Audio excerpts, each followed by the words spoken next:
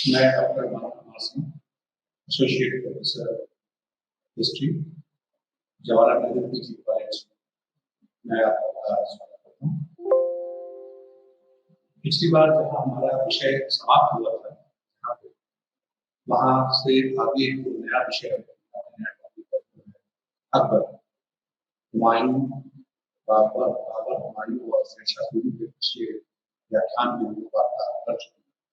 आज इतिहास के महानतम शासकों में से एक अकबर पर चर्चा करेंगे। उसकी विभिन्न नीतियों, उसकी राजपूत नीतियाँ, धार्मिक नीतियाँ, उसने भारत जैसे देश को किस प्रकार से शासन व्यवस्था को मजबूत किया, इस पर आज विस्तार पूर्वक चर्चा करेंगे। अकबर का जन्म 1556 ईस्वी में अमरकोट में हुआ। उसके पिताजी हुमायूं थे और उसका लालन पालन प्रारंभिक दिनों में राजपूतों के हुआ था, क्योंकि उस समय जो संघर्ष की स्थिति चल रही थी, वो हिंदुस्तान का साम्राज्य होना वाले के लिए शेरशाह सूरी से संघर्षरत था। मात्र 14 वर्ष की आयु में अकबर हिंदुस्तान की गद्दी पर बैठा। कालानौर में उसका सिंहासनारोहण किया गया था और उसके जो संरक्षक करता थे वो बैरम खान था। बैरम खान की देख रेख में मात्र 14 वर्ष की आयु में कालानौर में उसने हिंदुस्तान की बादशाह को संभाला। अभी हिंदुस्तान का साम्राज्य पूरी तरीके से सुसंगठित नहीं हो पाया था। ऐसे में अकबर का रोल बहुत इंपॉर्टेंट था। गद्दी पर बैठने के तुरंत बाद ही 1556 ईस्वी में पानीपत में द्वितीय युद्ध में उसका सामना आदि शाह सूरी के सेनापति हिम, जिसने कि विक्रमादित्य की उपाधि धारण की थी और उस समय वो हिंदुस्तान के बहुत अच्छे सेनापति में से था, उसके साथ उसका संघर्ष होता है। हिम की विजय पताका सब तरफ फहरा रही थी और ऐसे में बालक 14 साल का इस मुगल साम्राज्य का नेतृत्व करते हुए पानीपत के मैदान में शहीद होता है और वो युद्ध लगभग जीत ही गया था, लेकिन अचानक से तीर चलता है और यहाँ पे आके लगता है और वहीं से युद्ध की परिस्थितियां चेंज जाती हैं और हेमू की पराजय होती है और 1556 पानीपत के मैदान में बाजीमार। इस विजय के उपरांत इसमें मुख्य भूमिका बैरम खान की थी, वही संरक्षण की भूमिका है। इस विजय के बाद अकबर आगरा में प्रवेश करते हैं और बाद में आगरा को भी हिंदुस्तान के मुगल साम्राज्य की राजधानी भी बनाते हैं। शुरू का जो टाइम था 1556 से 1560 के बीच का समय, वो बादशाह अकबर के ऊपर पूरी तरीके से बैरम खान का संरक्षण रहता है और शासन सत्ता का कंट्रोल बैरम खान के हाथों में रहता है। लेकिन इन 4 वर्षों में अकबर काफी कुछ सीख जाते हैं और 1560 में कोशिश करते हैं कि जो उनका संरक्षण होता है, सम्राट का संरक्षण बैरम खान, जो कि सत्ता के केंद्र में भी था और वजीर जैसे महत्वपूर्ण पद पे भी था, समस्त बागडोर भी अपने हाथ में रखे हुए था, उसको वो हज जाने के लिए बोलते हैं और हज जाते समय ही रास्ते में बैरम खान की हत्या कर दी जाती है। और इस प्रकार से बैरम खान के संरक्षण से अकबर अपने आप को मुक्त बन गया, क्योंकि कहीं कहीं अकबर को लगता था कि बैरम खान अपने अधिकारों का ज्यादा प्रयोग करते हैं, वो अकबर को अपने अधिकारों से वंचित भी करते। तो बैरम खान के रास्ते में हत्या कर दी जाती है, तो उसकी पत्नी से अकबर विवाह कर लेते हैं और उसका जो पुत्र होता है अब्दुल रहीम, उसको अपने दरबार में शामिल करते हैं, उसका पालन पोषण करते हैं। और यही अब्दुल रहीम आगे जाकर के अब्दुल रहीम खाने खाना के नाम से विख्यात होता है कि रहीम के दोहे भी बहुत फेमस है, हिंदी में लिखा हुआ ये वही नहीं है जिनको खाने खाना की उपाधि दी जाती है। और अकबर उनको अपने दरबार में नवरत्नों में शामिल करते हैं।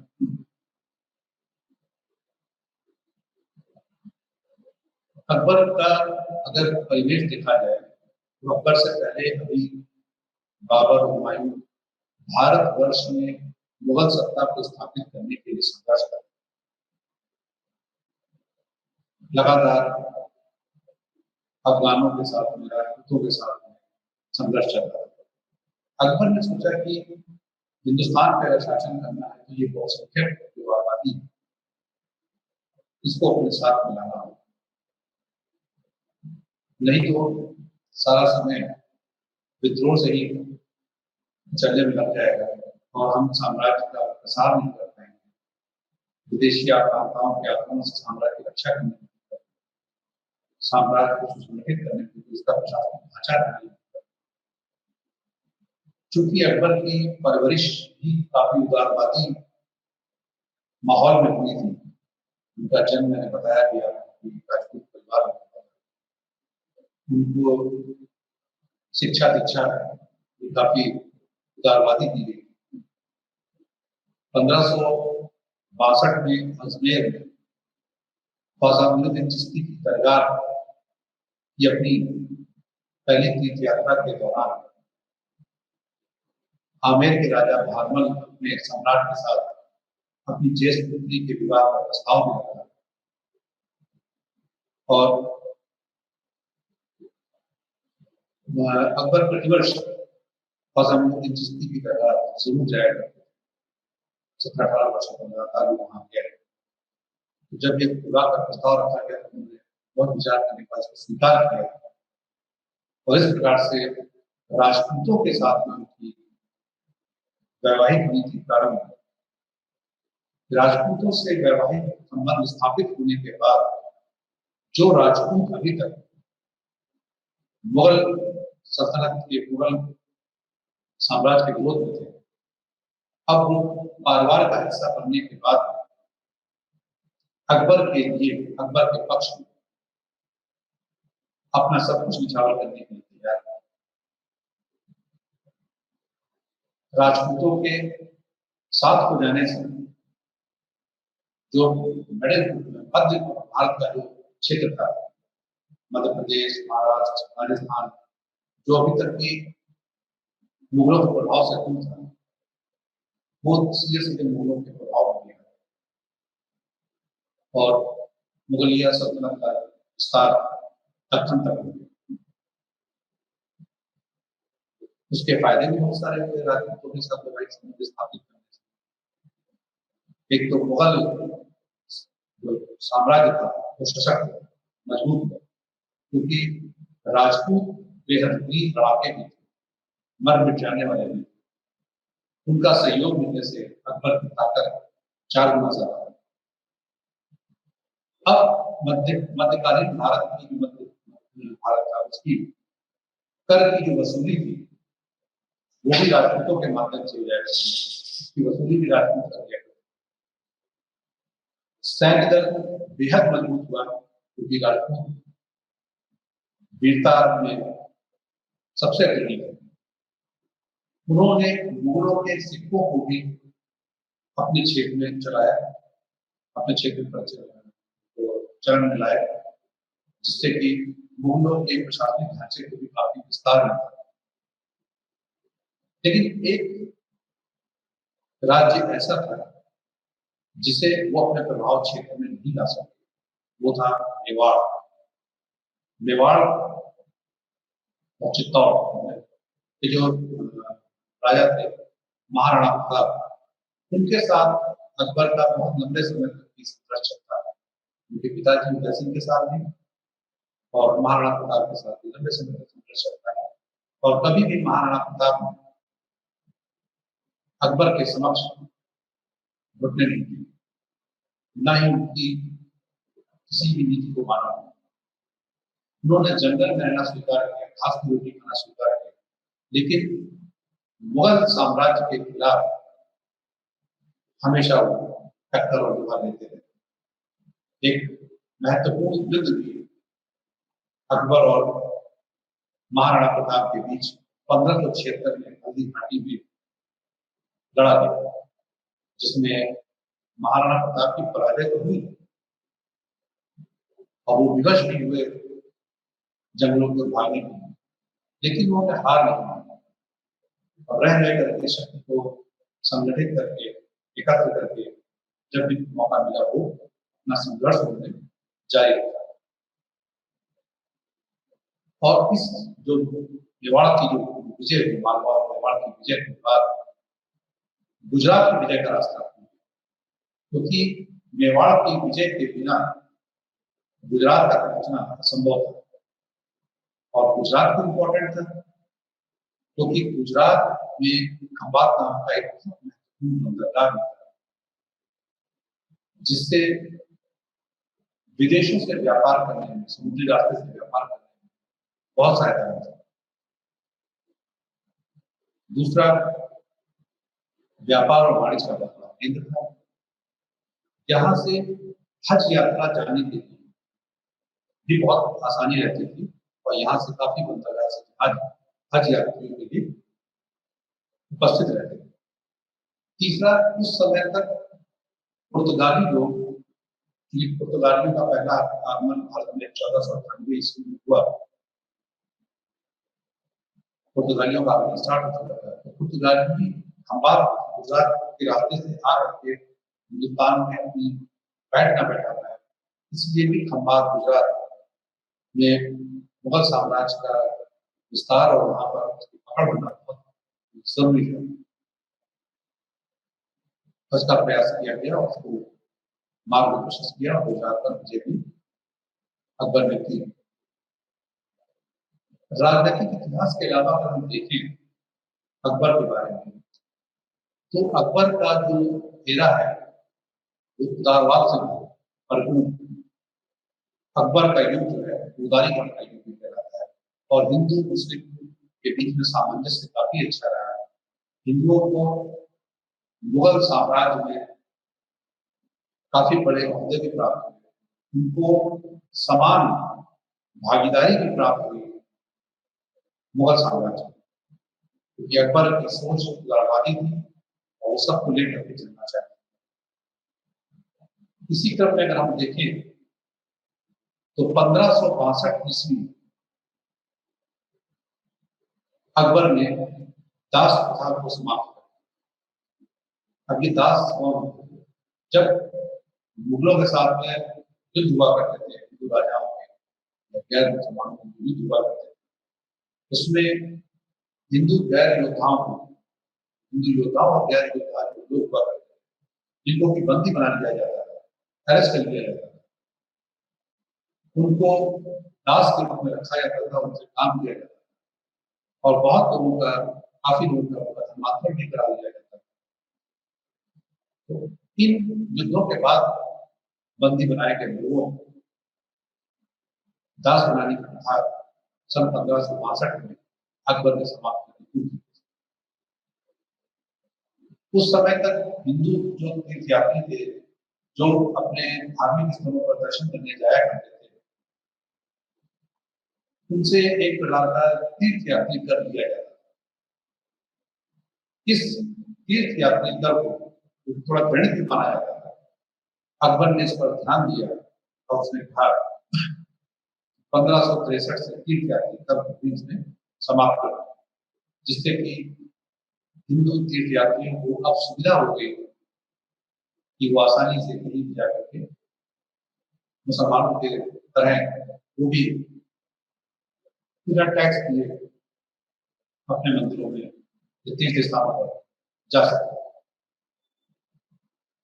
एक टैक्स था जिसको मैं पिछले बार चर्चा आपसे की थी, जजिया, जो कि गैर मुसलमानों से दिया जाता है। काफी लोग इसको कहते हैं कि हिंदूज डे आता था, लेकिन जो टेक्निकल टर्म है वो ये गैर मुसलमानों से लिए जाने वाला एक गैर धार्मिक टैक्स है। धार्मिक टैक्स नहीं था, गैर धार्मिक टैक्स सजीव। तो वो चाहे हिंदू हो, चाहे सिख हो, चाहे ईसाई हो, चाहे बौद्ध हो, चाहे जैन हो, सभी से दिया जाता था। उसमें स्त्रियां, बच्चे और विकलांग लोग जो है माफ किए गए थे। तो उसने इस घृणित टैक्स को 1564 में जजिया को अकबर ने हटा दिया, समाप्त कर दिया। 1583 में विशेष अवसरों पर पशुओं की हत्या पर बहुत सारे हिंदुओं में बहुत सारे ऐसे धर्म ग्रंथ हैं जो कि बहुत ही ज्ञान पर वेद, तो उन संस्कृत के या अन्य तिथियों पर अकबर ने फारसी अनुवाद कराया और इस महत्वपूर्ण ज्ञानवर्धक जो ग्रंथ थे इनका फारसी अनुवाद कराने के लिए अकबर ने एक ट्रांसलेशन डिपार्टमेंट जो अनुवाद विभाग का वो भी उसने अलग से खोला, जिससे कि इन ग्रंथों का भी लाभ उठाया जा सके। जो स्त्रियां जिनके पति कम उम्र में जिनकी मृत्यु हो जाती थी, विधवा हो जाती थी, और विधवाओं के पुनर्विवाह को अकबर ने काफी प्रोत्साहित किया। उसने काफी प्रोत्साहित किया कि जिससे कि विधवा स्त्रियों का पुनर्विवाह हो सके और समाज का रूप फिर से अभिन्न अंग बनी रह सके, वो तिरस्कृत जीवन ना जिए, वो समाज से बाहर ना रहे, इसके लिए उसने विधवा पुनर्विवाह को भी काफी हद तक प्रोत्साहित किया अकबर ने। उदार था, हिंदुओं के साथ में अपने राष्ट्र के साथ में वैवाहिक संबंध स्थापित किए और उनका अपने साम्राज्य में महत्वपूर्ण पदों पर दिया। इवन अगर आप उनके नवरत्नों को देखें तो नवरत्नों में भी कई रत्न, चाहे मान सिंह, कई लोगों को उसने अपने नवरत्नों में भी स्थान दिया। और वो हिंदुओं के जो 30 त्योहार या उनके जो उसमें शादी विवाह होते थे उसमें भी वो शिरकत करता था। हिंदू त्योहारों में भी अकबर का आना जाना था, उसको भी वो आता था। और एक सबसे बड़ी बात है कि जो राजपूतों के साथ में वैवाहिक संबंध स्थापित किए अकबर ने अपने से विवाह करने वाली किसी भी स्त्री का धर्म परिवर्तन नहीं किया। अगर देखें तो जोधाबाई फतेहपुर सीकरी में रसोई खाना है का जो आवास है उसमें काफी हद तक हिंदू चित्रकारी का, तुलसी का, मोरों का आपको काफी कुछ देखने को मिलेगा कि रहन सहन पद्धति जो थी काफी हद तक हिंदू जैसी उसमें कोई परिवर्तन नहीं किया गया। तो हिंदू स्त्रियों के शादी के उपरांत धर्म परिवर्तन नहीं कराए गए, ये भी अकबर ने प्रयास किया। 1575 ईस्वी में आगरा से कुछ दूरी पर फतेहपुर सीकरी एक जगह है, तो वहां पर उसने एक इबादत खाने का भी निर्माण कराया। कुछ महत्वपूर्ण जो किले बनाए गए थे उसमें फतेहपुर सीकरी का भी किला था, इसमें भी चर्चा करेंगे। उसकी धार्मिक नीति जो अकबर की तो काफी इम्पोर्टेंट है। मैंने भी बताया कि आगरा से कुछ दूरी पर उसने फतेहपुर सीकरी के महल का निर्माण कराया था। काफी ऊंचाई पर बना हुआ ये महल है, आज काफी खंडहर अवस्था में, लेकिन फतेहपुर सीकरी अगर जाना जाता है आज तो काफी हद तक अकबर के किले भी बना। बहुत सारे जो टूरिस्ट हैं वो वहां पर जाते हैं और इस किले को बहुत ध्यान से देखते हैं, क्योंकि इसमें इस किले के अंदर शेख सलीम चिश्ती की दरगाह है। इस किले में एक बुलंद दरवाजे का भी निर्माण कराया गया है, जो पिछली गुजरात की जगह प्रतीक थी उसमें निर्माण कराया गया। काफी बड़ी इमारत है। इसी तरह 1578 में इसी फतेहपुर सीकरी के किले के अंदर इबादत खाने का भी निर्माण कराया था और इसको जो इबादत खाना था इसको धर्म संसद के भवन के रूप में इसको परिवर्तित किया। मैंने बताया आपको कि 1562 में पहली बार ख्वाजा मोइनुद्दीन चिश्ती की दरगाह में अंग्रेज गया था और उसके बाद वो लगातार प्रतिवर्ष 17-18 साल तक उस दरगाह पर जाता था। उसके ऊपर काफी हद तक टोडरमल, बीरबल और मानसिंह का भी प्रभाव। बीरबल उसके बहुत घनिष्ठ मित्रों में से थे जिनके साथ वो सबसे ज्यादा संवाद करना पसंद करता था। तो इसका प्रभाव भी अकबर के मन मस्तिष्क पर काफी हद तक पड़ा और उसकी धार्मिक रीति काफी पोलाइट। 1579 ईस्वी में अकबर ने महजरनामा की घोषणा की। इसके माध्यम से अब अकबर धार्मिक मामलों में सर्वोच्च निर्णायक बन गया, सबसे महत्वपूर्ण पद पर हो गया था अकबर। 1582 ईस्वी में उसने एक नई आचार संहिता, नई परिपाटी प्रारंभ की जिसको लोग दीन इलाही कहते हैं। कुछ लोग कहते हैं कि उसने एक नया धर्म चलाया, दीन इलाही। ये नया धर्म ना होकर सारे धर्मों की अच्छी बातों का सम्मेलन था, एक आचार व्यवस्था थी जिसको कि अकबर ने प्रारंभ किया। जैसे हम तौहीद इलाही, दीन इलाही को हम तौहीद इलाही के नाम से भी हम जानते हैं। जैसे कि मैंने अभी आपकी चर्चा में बताया कि कुछ लोग इसको धर्म कहते हैं। मेरा ये मानना है कि धर्म के लिए कोई एक निश्चित, जैसे हिंदुओं के लिए मंदिर है, मुस्लिम्स के लिए मस्जिद है, ईसाइयों के लिए गिरजा है, सिख के लिए गुरुद्वारा है, ऐसे किसी धार्मिक स्थल का कोई निर्माण नहीं था दीन इलाही में जिसको ये मंदिर, मस्जिद, गुरुद्वारा कहा जा सके। ना ही कोई धार्मिक ग्रंथ था जैसे गीता है, कुरान है, बाइबल है, गुरु साहब है, ऐसे कोई धार्मिक ग्रंथ नहीं, कोई आराध्य नहीं थे। तो इसको धर्म न कह करके इसको एक आचार व्यवहार पद्धति का है कहा जाए तो ज्यादा उपयुक्त होगा।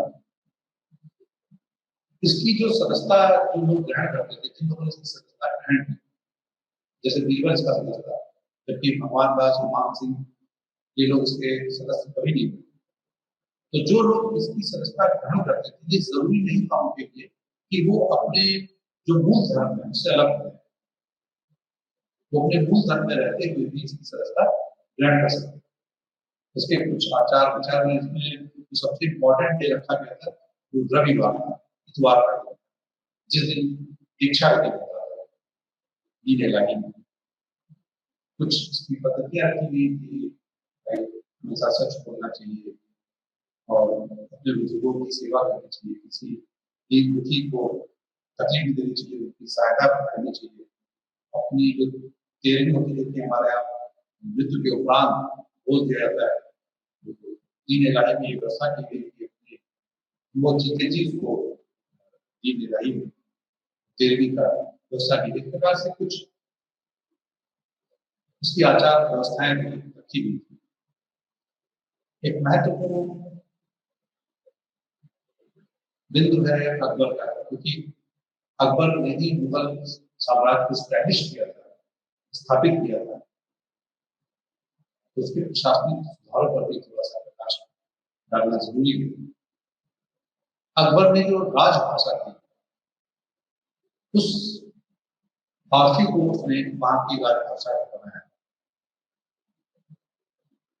और पूरे साम्राज्य में प्रयास किया कि एक जैसी बांट माप और व्यवस्था लागू की जाए, सब जगह एक जैसा सिस्टम बांट माप हो, हर जगह एक जैसी मुद्रा का चलन किया जाए, मुद्रा एक जैसी है हर जगह, प्रशासनिक व्यवस्था को लगभग एक जैसा ही लागू किया गया, सिस्टम जो एक जैसा है, जिससे कि लगे कि यहाँ से यहाँ तक का पूरा मुगल साम्राज्य है और एक सिस्टम यहाँ पे डेवलप किया गया। पूरे 1575 में 1575 में पूरे मुगल साम्राज्य को 12 सूबों में बांट दिया और आगे चल करके जब दक्षिण भारत की विजय की गई तो जब बढ़ा ये तो उसको 12 सूबों से बढ़ा करके 15 सूबों में परिवर्तित कर दिया गया। लगभग 15 सूबों में बांटा मुगल साम्राज्य को अकबर ने। सूबे को सब डिवाइड किया गया सरकारों में।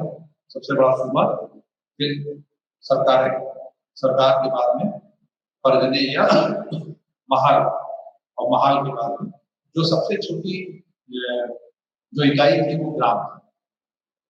प्रशासन की जो सबसे छोटी इकाई थी वो ग्राम था। तभी आज ग्राम पंचायत, उसके बाद आज ब्लॉक है, तहसील है, जिला है। इस प्रकार से पुराने समय में भी सूबे, सरकारें, परगने, महाल, गांव, इस प्रकार से उसको बांटा गया एडमिनिस्ट्रेशन के लिए। गांव में ग्राम प्रधान वो मुखिया होगा, सूबे का मुखिया होगा सूबेदार होगा, और सबसे ऊपर बादशाह। इस प्रकार से उन्हें व्यवस्था हुआ। 1577 ईस्वी में उसने एक बहुत महत्वपूर्ण व्यवस्था लागू की, मनसबदारी। और ये व्यवस्था एक प्रकार से रैंक था, मनसब मतलब रैंक, ओहदा आपका।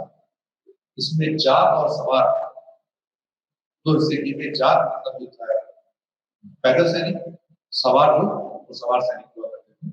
और इसके माध्यम से मालूम पड़ता था कि इसकी रैंक क्या है। किसी को अगर 1000 का मनसब दिया गया है तो छोटा अधिकारी है, किसी को 10,000 का मनसब दिया गया है तो बड़ा अधिकारी है। बड़े मनसब ज्यादातर जो था वो शाही परिवार के लोगों को दिया जाता है। जो युवराज थे, जो शहजादे थे, या परिवार के जो महत्वपूर्ण लोग होते थे, उनको बड़ा मनसब दिया जाता था। छोटे मनसब दूसरे लोगों को दिए जाते थे। और कमोबेश अगर आप देखें तो ये जो व्यवस्था थी, मनसबदारी व्यवस्था थी, ये थोड़े मोड़े बदलाव के साथ ये लास्ट तक जारी है। ऐसा नहीं कि अकबर के साथ में ये व्यवस्था समाप्त हो गई। अकबर के बाद ये व्यवस्था चाहे वो जहांगीर के टाइम खत्म हो गया था, 2000 ईस्वी बहुत हो गया था, शाहजहां के औरंगजेब के टाइम पर ये मनसबदारी व्यवस्था चलती थी। और जो औरंगजेब बनेंगे तो काफी हद तक देखेंगे कि ये जो जागीरदारी मनसबदारी की व्यवस्था थी काफी हद तक मुगल साम्राज्य के पतन का कारण बनने की बात है। तो ये व्यवस्था चलती रही। अकबर को ये व्यवस्था थी, अकबर की प्रशासनिक व्यवस्था थी, वो थोड़े मोड़े बदलाव के साथ, बहुत ज्यादा कोई ड्रास्टिक चेंज नहीं हुआ इसमें। थोड़ा मोड़ा बदलाव होता रहा और समय के साथ बदलाव जरूरी भी है। किसी ढांचे को अगर मजबूती के साथ चलाए रखना है तो अमेंडमेंट बहुत जरूरी है। वो अमेंडमेंट होते हैं समय के साथ में, लेकिन ये व्यवस्था बहुत हद तक आगे तक जाएगी।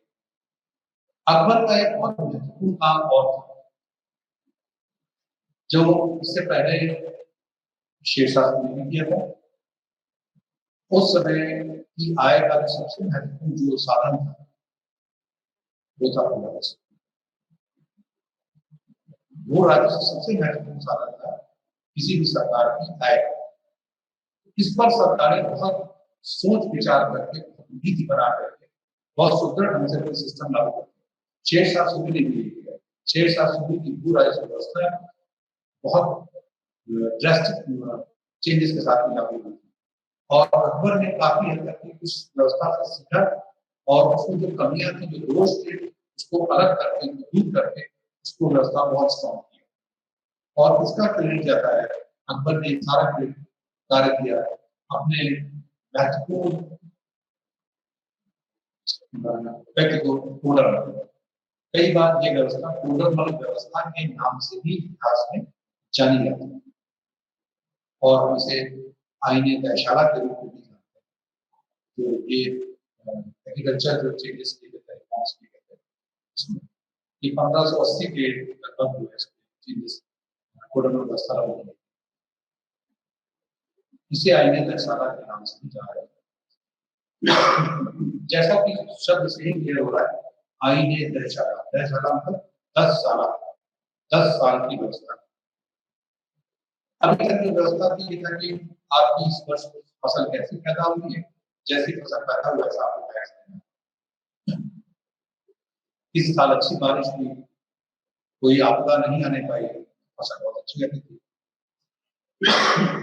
इस साल सूखा पड़ गया, बाढ़ आ गई, क्लाइमेट चेंजेस हुए तो फसलें खराब हो गई, तो भी टैक्स आपको देना पड़ता था। तो अकबर ने सोचा कि इसको 1, 2, 3 साल नहीं बल्कि 10 साल तक, 1, 2, 3, 4, 5, 6, 7, 8, 9, 10, 10 साल तक सारी भूमि का एवरेज निकाला जाए, और एवरेज निकालने के बाद 10 साल का उसका एवरेज निकाल लिया जाए, और 10 साल का एवरेज प्रति बीघा एवरेज निकाला जाए, एक बीघे में कितनी पैदावार है, और बीघा भी कैसा हो, इस जमीन को भी 4 हिस्से में बांट दिया गया। 4 हिस्से में बांट दिया गया। सबसे जो अच्छी भूमि थी उसको कहा गया पूलज, जो उससे खराब भूमि थी उसको कहा गया परौती, और तीसरे नंबर की भूमि थी उसको कहा गया चाचर, और चौथे नंबर की भूमि उसको कहा गया बंजर। अक्सर लोग कहते हैं बंजर जमीन, जहाँ पर कुछ पैदावार नहीं होती है, 8-10 साल में तुम्हारा फसल पैदा होता है, अच्छी भूमि तो उसमें प्रतिवर्ष पैदा होता है। इन 4 हिस्सों में जमीन को बांटा गया, गोलज, परौती, चाचर, बंजर, 4 हिस्सों में बांटा गया, और चारों का 10-10 साल का एवरेज निकाला गया। गोलज का 10 साल का एवरेज निकाला गया। तो फॉर एग्जाम्पल अगर समझिए कि गोलज में पूरा सबसे अच्छी क्वालिटी है, उसमें 10 साल में सपोज कीजिए कि एक बीघे में एक साल 4 कुंटल गेहूं पैदा हो गया, अगले साल 2 कुंटल पैदा हो गया, अगले साल फिर 5 कुंटल पैदा हो गया, तो 10 साल का है। ऐसे ही परौती का, ऐसे ही चाचर, ऐसे ही सबका निकाल लिया। तो नेचुरल सी बात है, जिसके पास में गोलज भूमि होगी उसकी पैदावार ज्यादा होगी, और जब पैदावार ज्यादा होगी तो उसको टैक्स ज्यादा देना पड़ेगा। बंजर भूमि जिसके पास होगी उसके पास पैदावार बहुत कम होगी, तो बहुत कम होगी, 10 साल के एवरेज के हिसाब से आपको उसका टैक्स देना पड़ेगा। काफी हद तक इससे जो टैक्स में जो पैमानी थी, अभी तक क्या गलती रहती थी कई बार की, जिसके पास बंजर या चाचर भूमि है उसको भी टैक्स पूरन या पड़ोसी के बराबर देना। तो इस जो मिसमैनेजमेंट था इसको काफी हद तक पूर्ण इसको दूर काफी हद तक कम। अभी तक जो था भूमि की नाप रस्सी से की जाती थी, सन की रस्सी से की जाती थी। मैक्सिमम जो नाप होती थी सन की रस्सी से किया जाती थी, लेकिन सन की रस्सी का जो लोग गांव से जुड़े होंगे वो अच्छे जानते हैं कि सन की रस्सी का एक दुष्प्रभाव होता है कि वो मौसम के हिसाब से गीले और सूखे होने पर वो घट बढ़ जाएगा, और जब घट बढ़ जाया करती थी तो उसी में जो है ये सरकारी कर्मचारी कहीं ना कहीं लाभ दे दिया करते थे। किसी की जमीन घटानी है तो सूखी से नाप दिया, किसी बढ़ानी है तो पीली से नाप दिया, तो अंतर आया था, वो अंतर काफी होता है। अकबर ने इस व्यवस्था को समाप्त, अब सन की रस्सी के प्रयोग के स्थान पर बांस का प्रयोग स्टार्ट हुआ। बांस की जड़ी का प्रयोग शुरू हुआ, जिसके टुकड़े लोहे की पत्तियों से जुड़े हुए। बांस गड़बड़ नहीं सकता था, बांस में लोहे के छिले फंसा दिए जाते थे और उसी से उसकी पैमाइश की जाती थी। पहले जो नापने की जो इकाई थी वो गज सिकंदरी थी। सिकंदर लोदी के टाइम पर जो पैमाइश का जो मानक था वो सिकंदरी गज था, जो 32 तंबू का होता था, 4-4 8 से 32 तंबू रखे जाते थे, तब एक सिकंदरी गज बनता था। तो अब अकबर के टाइम पे इसको गज इलाही कहते हैं, गज इलाही का प्रयोग आ गया। 1586-87 में गज इलाही का प्रयोग स्टार्ट हो गया। जो क्षेत्रफल की जो इकाई वो बीघा मानी जाती है, कई कच्चे बीघे के, इसलिए उनका जो बीघा था तो 60 गज गुना 60 लगभग 3600 वर्ग गज का एक बीघा हुआ करता था। उसी के हिसाब से टैक्सेशन तय होता था। 3600 वर्ग गज 60 गुना 60 गज का एक बीघा होता था, और जो गज था वो इलाही गज था, सिकंदरी गज के स्थान पर इलाही गज। मैंने बताया कि साम्राज्य में 4 भागों में बांट दिया गया। सबसे अच्छी भूमि थी जिसपे हर वर्ष खेती होती, तो साल में 2 या 3 फसलें पैदा की जाती, साल में 2-2 फसल, 3-3 फसल तक पैदा की जाती थी। दूसरी थी कोलज, पड़ौती वो होती थी जिसमें उत्पादन शक्ति पूरा संचित करने के लिए उसको 1 या 2 वर्ष के लिए खाली छोड़ दिया जाता। जिससे कि वो अपनी पैदावार, अपनी उर्वरा शक्ति को पुनः संचित कर सके। जो चाचर थी वो 3-4 वर्ष के लिए चुन ली जाती थी और जो बंजर जमीन थी उसमें 5 या उससे ज्यादा वर्षों के बाद फसल ली जाती थी, है ना। इस प्रकार से इन जमीन को जमीन का वर्गीकरण 10 वर्षों का पूरा एवरेज निकाला जाता है। 10 वर्षों का एवरेज निकालने के बाद में तब किसानों की लदान की दर निश्चित की जाती है। और इसमें जो राज्य का हिस्सा था, हमने आपको बताया था कि शहरी के हिसाब से जो मैक्सिमम जो पूरा हिस्सा दिया जा सकता था वो था 50%। लेकिन अकबर ने जो टैक्सेशन दिया, जो राजस्व पूरा जितना ही दिया, वो 1/3 था कुल पैदावार का, 1/3 था 33%, एक तिहाई हिस्सा, एक तिहाई हिस्सा। 3 बोरा अगर गेहूं पैदा होगा, 1 बोरा जो है वो सरकार का होता है, 2 बोरा किसान का है, क्योंकि किसान को लागत भी आती है, इसके ऊपर बीज है, बिजाई है, सिंचाई है, बुआई है, खाना है, उसका वो भी हिस्सा है। तो 1/3 इसमें टैक्स में लगाया। कोशिश ये की जाती थी कि टैक्स जो है वो नकद दिया जाए, सिक्कों के रूप में दिया जाए। इसके लिए अलग अलग क्षेत्रों में मिलने के अलग अलग कीमतें निश्चित, अलग अलग इतिहासकारों ने इस पर अलग अलग अपने टिप्पणी की। यदि टैक्स कैश के रूप में नहीं हो पाता तब उसके बदले में फसल भी दे दिया जाए।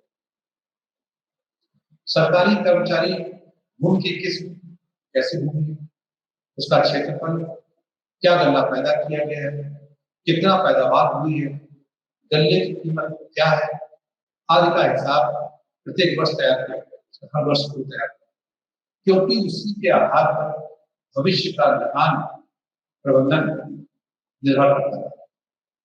परंतु अब किसानों से प्रत्येक वर्ष लदान निश्चित करने और प्रत्येक वर्ष गन्ने की कीमतें निश्चित करने की आवश्यकता नहीं थी, क्योंकि एक बार वो फिक्स कर दी, 10 साल का निकाल के फिक्स कर दी, उसी के आधार पर से वो टैक्सेशन लिया जाता है।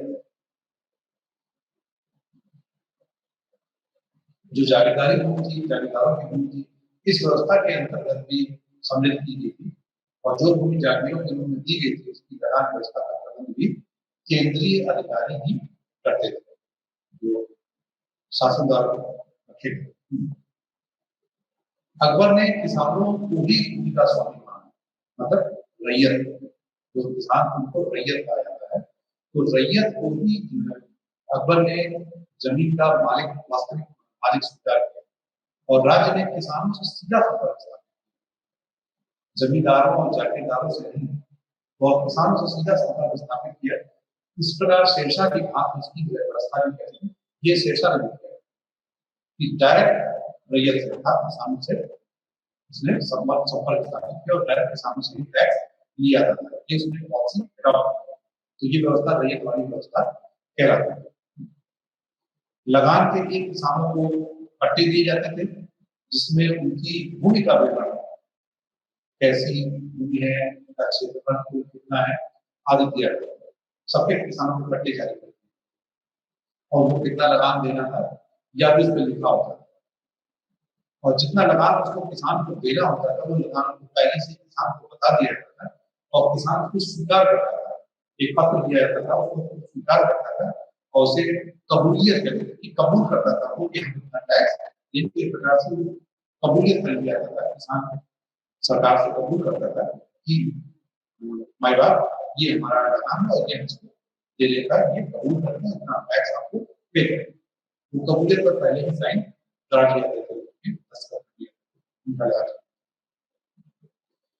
लेकिन किसानों को सपोर्ट भी किया जाता सरकार की तरफ से, किसानों को भूमि में सुधार है, उनको प्रोत्साहन भी दिया जाता था, समय समय पर उनकी सहायता भी की जाती थी, और आपत्ति आने पर कोई मुसीबत आती थी, बाढ़, अकाल, कुछ भी आता था, तो लगान को सरकार की ओर से कम भी किया जाता था, और कई बार बहुत बड़ा दुर्भिक्ष आ जाने पर ये माफ तो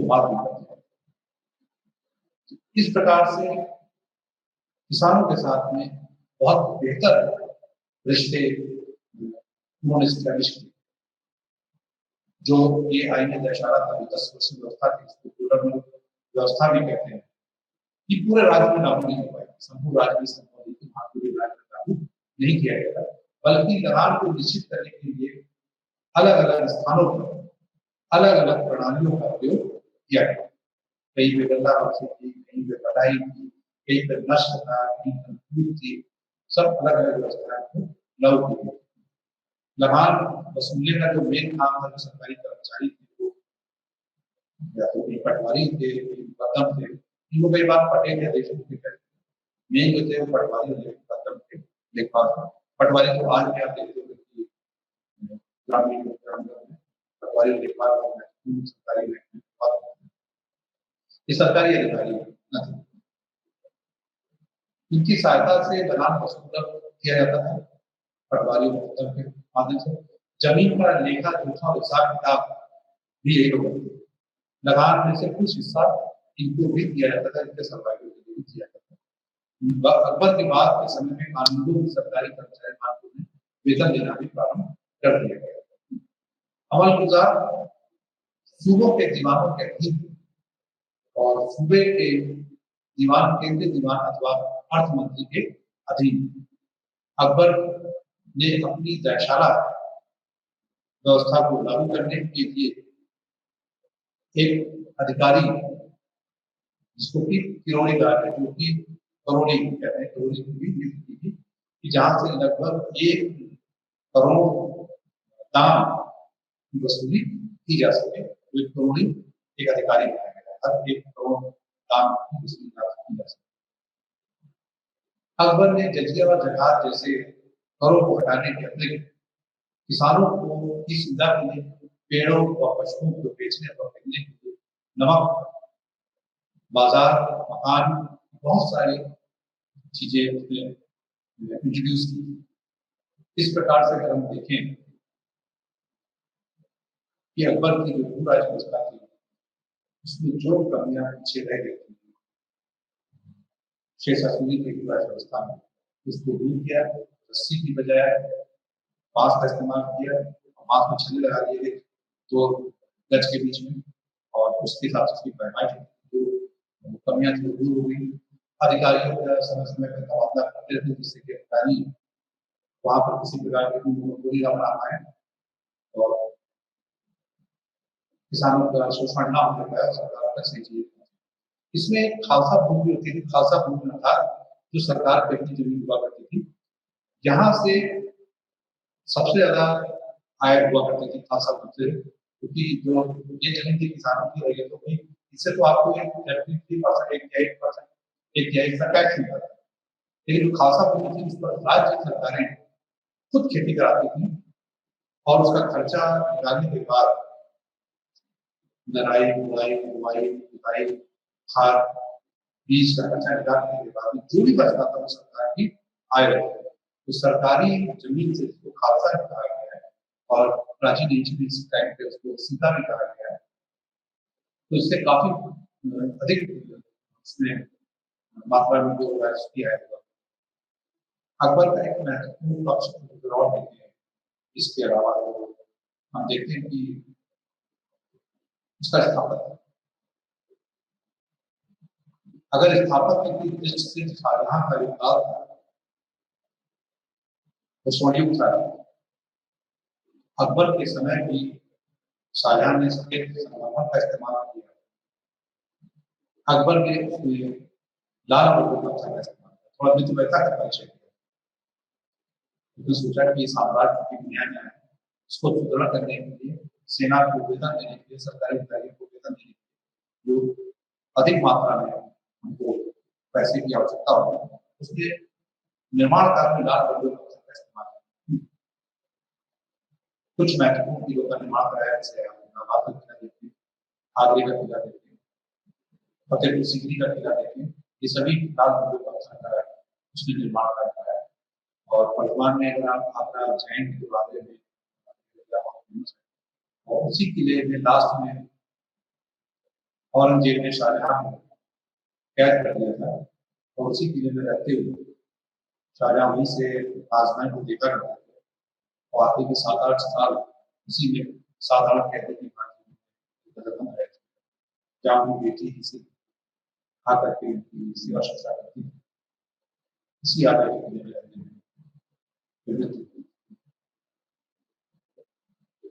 उसने लाल पत्थर का प्रयोग किया। इसमें हिंदू और इस्लामी दोनों कलाओं का खुलकर उसने इस्तेमाल किया, क्योंकि वो हिंदू और इस्लामी एकता है, उसका भी उसने प्रयोग किया। आगरे का किला करीब 15 वर्षों में बना और इसी के साथ साथ लाहौर के किले का निर्माण कार्य इसमें प्रारंभ हुआ है। इलाहाबाद का किला कुछ समय बाद का है। इनकी दीवारें इतनी सुदृढ़ बनाई गई थी कि पत्थरों के जो जोड़े जाते थे, जो पत्थर जोड़े जाते थे, उसके बीच से एक बार नहीं निकाला जाता, इतना मजबूत, इतने मजबूत। शेष दो द्वारों में से एक दिल्ली द्वार और एक दूसरा द्वार कहला जाता है। प्रवेश द्वार आगे किले में, आगे के किले में पहले 4 प्रवेश द्वार, बाद में 2 बंद कर दिए गए, 2 खुले रहे। जो खुले रह गए वो दिल्ली द्वार और दूसरा मसीह द्वार कहलाता है। किले का जो घेरा था, किला कितना बड़ा आप इससे अंदाजा लगा सकते हैं। किले का जो घेरा है, वो घेरा है, वो लगभग आप अगर पूरा चक्कर लगाएंगे तो 1.5 मील, 1 मील में लगभग 1.6 किलोमीटर होता है, तो 1.5 मील आप समझ सकते हैं कितना बड़ा वो किला रहा होगा, जिसमें अकबर ने लगभग 500 इमारतें बनाई। उसके अंदर 500 इमारतों का निर्माण किया। इसमें बहुत सी इमारतों को शाहजहां ने दोबारा बनाया या उसका स्वरूप चेंज किया काफी। इसमें चेंज किए गए प्रमुख है जहांगीर महल, अकबरी महल, ये उसके भाग परिवर्तित किया गया। आगरे के किले की साधारण मुद्रिका राजा मान सिंह द्वारा बनवाया गया ग्वालियर किले से। ग्वालियर में मान सिंह का किला है, उसके काफी छवि दिखाई पड़ती है आगरे किले, और इससे बनी इमारतें भी हिंदू कला और संस्कृति से काफी हद तक प्रभावित थी। लाहौर के किले की रूपरेखा भी आगरे के किले के समान है, परंतु जो मेन जिसमें अकबर की अपना सोच, अपना चिंतन, अपनी एक छवि दिखाई पड़ती है, वो है अकबर की सबसे सुंदरतम इमारतों में से एक फतेहपुर सीकरी का किला, जो कि आगरा के पास में, आगरा के निकट में, जिसका मैंने स्टार्टिंग में चर्चा भी किया था। बेहद खूबसूरत इस्लामी और हिंदवी संस्कृति का मेल, मजबूत दर्शनीय स्थापत्य कला का नमूना है फतेहपुर सीकरी का किला, जो आगरे में आज काफी हद तक वो काफी गुजर गया है, लेकिन अकबर की कला को देखने के लिए बहुत दूर से लोग आर्किटेक्चर को देखने सकते। उसके अंदर बहुत महत्वपूर्ण इमारतें बने, उसके अंदर दीवाने आम है, जहाँ वो आम लोगों के साथ बैठ कर चर्चा करते हैं। उसके अंदर दीवाने खास, जहाँ उसकी जो खास लोग कह सकते हैं कैबिनेट है, उसकी कैबिनेट वहाँ बैठ करके उनके साथ चर्चा करता था। महत्वपूर्ण बिंदुओं पर निर्णय दिए जाते थे, पूरे साम्राज्य को चलाने की नीतियां बनती थी, वो दीवाने आम दीवाने खास मैडम चर्चाएं हुआ करती। एक उसी के अंदर महल के अंदर जाने के लिए एक पंच महल बना हुआ है, कई फोटोज में आपने देखा होगा, एक मंजिल है, उसको पंचकुला किया है, दूसरा मंजिल, 5 मंजिल का एक पंच महल बनाया गया है, जो कि फतेहपुर सीकरी है। उसके अंदर कुल्फी सुल्ताना का महल है, खास महल है, जोधाबाई का मेन महल, जिसकी मैंने चर्चा की, रसोई की, जहाँ तुलसी को जल डालती थी, वो भी बना हुआ है, आज भी है इसका प्रमाण।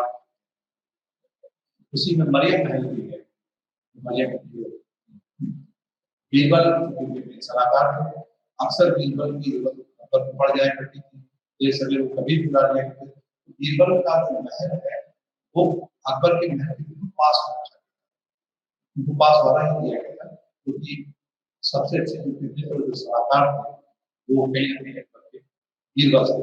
बीरबल का पास में महल रखा गया, तो पास में दिया, उसी में हिरन महल भी है, उसी में इबादत के लिए जामा मस्जिद का भी निर्माण कराया गया, और उसी में इतिहास का सबसे प्रसिद्ध बुलंद दरवाजा और शेख सलीम चिश्ती की दरगाह भी है। जब अकबर ने बनवाया तो लाल पत्थर की थी, बाद में इसको जहांगीर कर दिया गया और ये व्हाइट पत्थर की बनाई गई। एक छोटी सी घटना है, मैं और चर्चा करना चाहूंगा यहाँ पर। अकबर को जब कोई पुत्र नहीं प्राप्त हुआ था, बहुत परेशान हो गए थे, कई बार चक्कर लगाया, मुझे चिश्ती की दरगाह में गया, फिर वहां से दरगाह से इसलिए चिश्ती की दरगाह गया, मुस्लिम से चिश्ती की दरगाह गया, कई बार आया, उससे के आशीर्वाद से उसको एक पुत्र बनने की बात थी, तो उसने शेख सलीम के ही नाम पर अपने पुत्र का नाम सलीम रख दिया, जो आगे जाकर जहांगीर के नाम से शेख सलीम चिश्ती के आशीर्वाद से पुत्र प्राप्त हुआ, वही आगे जाकर जहांगीर के नाम से हिंदुस्तान का अगला बादशाह, तो वो उन्हीं के आशीर्वाद से उसको प्राप्त हुआ। इसके अलावा भी इसके अंदर सैकड़ों इमारतें हैं, जो सभी सुंदर और संभवतः एक स्थान पर इतनी सुंदर इमारतों का किसी अन्य कोई भी प्रोजेक्ट में वहां पर एक साथ पाया जा सकता है।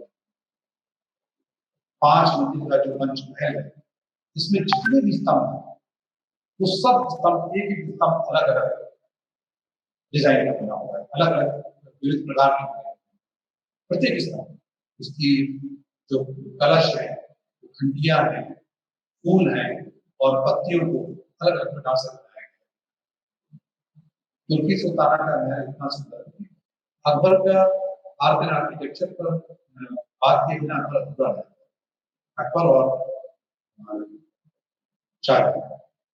जहांगीर की चित्रकला, अकबर का प्रशासन, राजनीति की उसकी धार्मिक अधूरी है, इस पर चर्चा जरूरी है।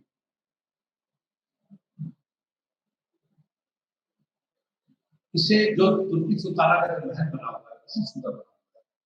इसे इतिहासकार पर्सी ब्राउन ने उसे स्थापत्य कला का मूर्ति करते हैं, जो स्थापत्य कला का मूर्ति से मूर्ति करते हैं।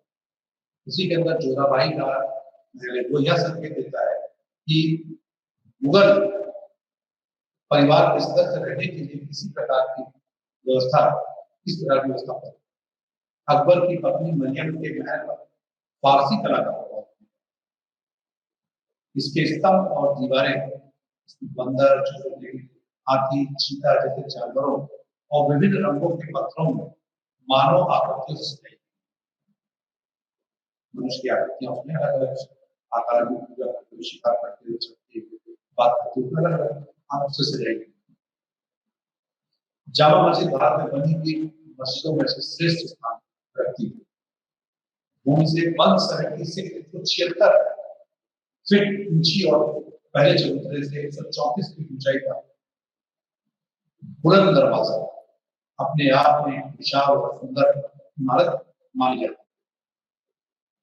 शेख सलीम चिश्ती की कब्र पर सीपियों से बने हुए स्तंभ सौंदर्य के दृष्टि से श्रेष्ठ स्थान रखते हैं। निसंदेह फतेहपुर सीकरी में बनी इमारतें मुगल काल की इमारतों में बनी बहुत श्रेष्ठ मानी जाती है, बहुत श्रेष्ठ मानी जाती है। इतिहासकार, जो इसमें इतिहासकार उन्होंने लिखा भी है कि फतेहपुर सीकरी के समान ना तो उससे पहले भी कुछ बन सका और ना ही उसके बाद कुछ बनना संभव है। यह पत्थरों में ढाला गया एक रोमांच, यह पत्थरों में डाला गया एक रोमांच। अकबर ने स्थानों पर कुछ किले मस्जिदों का भी निर्माण करा, हमारे निर्माण है। और अकबर का जो मकबरा है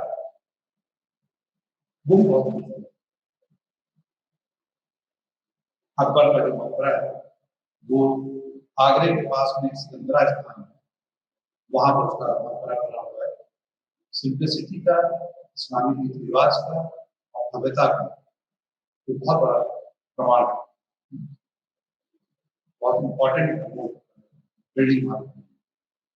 अकबर के इतिहास को जानने के लिए हमारे पास जो नौरत्नों में से एक बताया है अबुल फजल, उसने जो आईने अकबरी और अकबरनामा की रचना है, उसमें बहुत कुछ उसने अकबर के बारे में विवरण दिया है, वर्णन किया है। लेकिन उसको समझने के लिए हमको अपनी बातों बतानी होगी, इसका समकालीन इतिहासकार भी है, उसको भी पढ़ना चाहिए, क्योंकि कई बार होता है कि अबुल फजल चूंकि उसका तलवारी भी था, तो कहीं ना कहीं उसका झुकाव इतिहास लिखते समय अकबर की तरफ था। उसने आईने और अकबरनामा में काफी चीजों की उसने चर्चाएं करी बताया। अकबर के टाइम पर ही जब लास्ट का समय था, अकबर बहुत लंबे समय तक घूम गया, 1556 से लेकर के इसके बाद 5 अंतिम समय में इसके दरबार में सभी देखा हुआ संघर्ष का समय था, और एट लास्ट अकबर की 5 उसका सलीम इसको ज्ञान से धर्म कहते हुआ जो 1605 में अकबर के युद्ध के कारण हिंदुस्तान का अगला बादशाह बना, जहांगीर के नाम से वो गद्दी पर बैठा। आज यहीं तक इसको समाप्त करते हैं,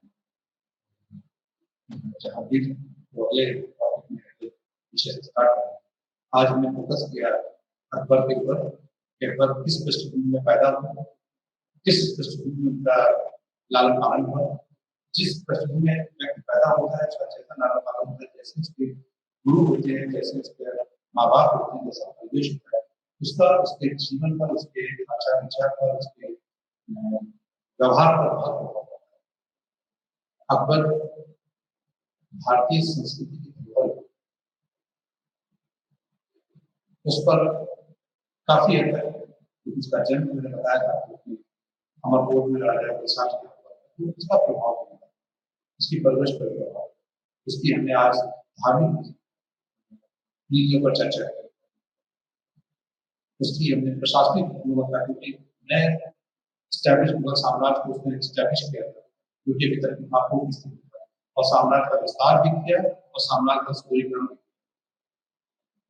और इतना सुदृढ़ीकरण किया है उसने, इस प्रकार सुदृढ़ीकरण किया कि आने वाले जो उसके उत्तराधिकारी थे, जहाँ की शासन व्यवस्था में बहुत ज्यादा दिक्कत नहीं है, उसने मानसदारी व्यवस्था को लागू किया, जो थोड़े मोटे बदलावों के साथ, थोड़े मोटे परिवर्तन के साथ आगे तक जारी रही, आगे तक चलती रही, और मुगल काल के अंत तक उसको देखने की बहुत ज्यादा प्रशासनिक।